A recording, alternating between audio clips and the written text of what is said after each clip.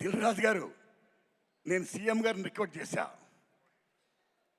Let me speak, please let me speak. మిత్రులారా, గత 13 ఏళ్లుగా సినిమా ఇండస్ట్రీలో నంది అవార్డ్స్ ఎప్పుడు ఇస్తారని ఎదురుస్తున్న సినిమా ఫిల్ములకి ఇవ్వలా. అలాంటిది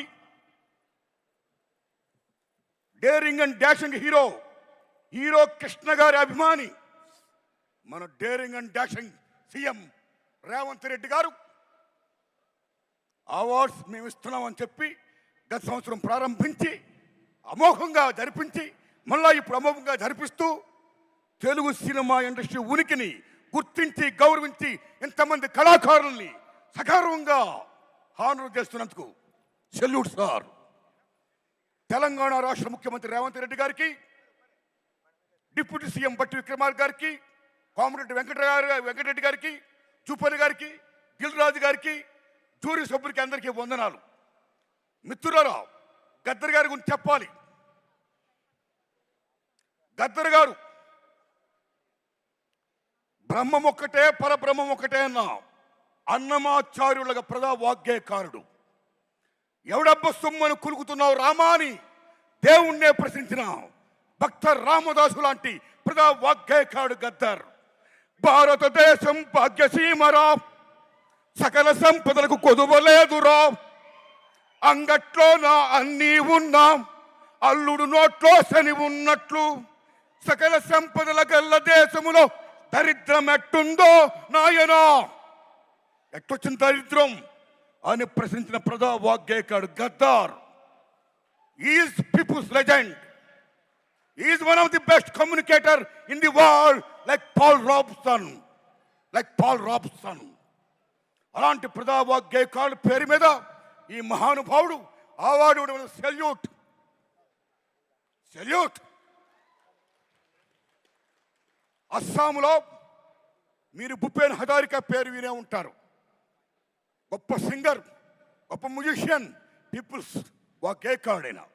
మీరు నమ్మండి మిత్రులలో, ఆయన అక్కడున్న రాష్ట్ర ప్రభుత్వం ఎంత గౌరవిస్తుందంటే మహాత్మా గాంధీ గారి ఫోటో, అంబేద్కర్ గారి ఫోటో, సీఎం గారి ఫోటోతో పాటు భూపేన్ హజారికా ఫోటో పెడతారు అక్కడ. అది అక్కడున్న ప్రభుత్వం ఆయనకి ఇచ్చే వాల్యూ, అది ప్రజలిచ్చిన వాల్యూ. అలా ఇక్కడ ఏ కాకతీయ అవార్డో, ఏ 1000 స్తంభాలు కూడా అవార్డో కాకుండా గద్దర్ పేరు మీద అవార్డు ప్రకటించినందుకు తెలంగాణ రాష్ట్ర ప్రభుత్వానికి నేను హృదయపూర్వకంగా ధన్యవాదాలు చెప్తున్నాను. Thanks a lot sir. My friends, ఇక నాకు కాంతారావు గారు అవార్డు ఇచ్చారు.